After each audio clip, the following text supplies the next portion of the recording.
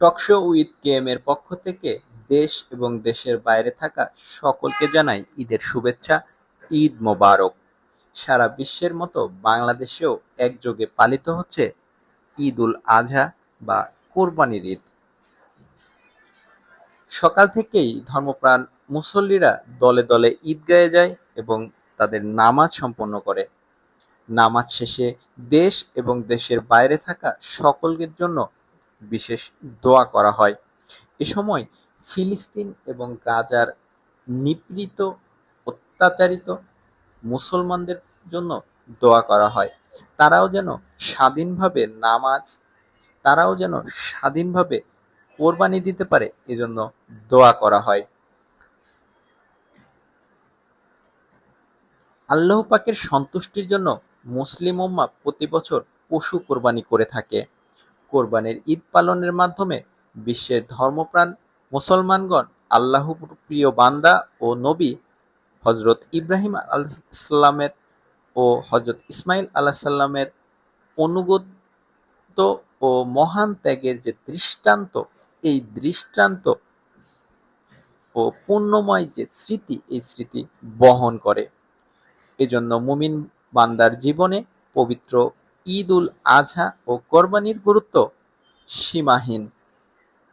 কারণ মুমিনের জীবনে একমাত্র আরাধ্য হচ্ছে আল্লাহ তাআলার নিকট বা নৈকট্য লাভ করা।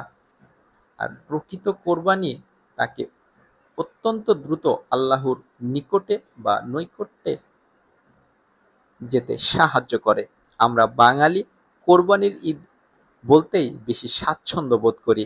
কোরবানি শব্দের অর্থ নৈকট্য, ত্যাগ, উৎসর্গ। অর্থাৎ আপনার ভেতরে থাকা যেই অন্যায়, যে অবিচার, যে পাপ, যে হিংসা, যেই ক্ষোভ, যেই রাগ, যেগুলো আমাদের জন্য ক্ষতিকর, এগুলো ত্যাগ করাই শিক্ষাই দেয় ঈদুল আজহা। আল্লাহ তাআলার নৈকট্য লাভের উদ্দেশ্যেই আমরা কোরবানি করে থাকি। রাসূল সাল্লাল্লাহু আলাইহি ওয়াসাল্লাম বলেছেন, কোরবানির দিন রক্ত প্রবাহিত করার চেয়ে প্রিয় কোনো আমল আল্লাহর কাছে নেই। কোরবানিকারী কিয়ামতের দিন জবাহকৃত পশুর লোম, শিং, খুর, পশম ইত্যাদি নিয়ে আল্লাহর কাছে উপস্থিত হবে। কোরবানির রক্ত জমিনে পতিত হওয়ার আগেই তা আল্লাহর কাছে বিশেষ মর্যাদায় পৌঁছে যায়। অতএব আমরা কোরবানির সঙ্গে নিঃসংকোচে ও প্রফুল্লময় হওয়া উচিত। কোরবানির গোশত ৩ ভাগে ভাগ করে নিজের, আত্মীয়স্বজন এবং গরিব মানুষের মধ্যে বন্টন করে দেওয়া মুস্তাহাব। ঢাকার আজকের আবহাওয়া ছিল একেবারেই অনুকূলে। ঢাকা এবং ঢাকার পার্শ্ববর্তী কোনো এলাকাতে মেঘ দেখা যায়নি। যদিও দেশের কিছু কিছু স্থানে হয়তোবা মেঘ দেখা যেতে পারে। তবে তীব্র গরমে এবং তীব্র গরমকে উপেক্ষা করেও ধর্মপ্রাণ মুসল্লিরা কোরবানির কাজে হাত লাগায়।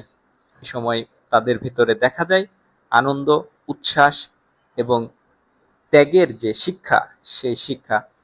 কিছু কিছু মানুষের সাথে আমরা কথা বলার পরে তারা আমাদের জানায় যে ত্যাগের যে শিক্ষা আমাদের নবী এবং রাসূলরা দিয়ে গিয়েছে, আমরা সেই শিক্ষাই গ্রহণ করে এই কোরবানি ঈদকে প্রতি বছর পালিত করি।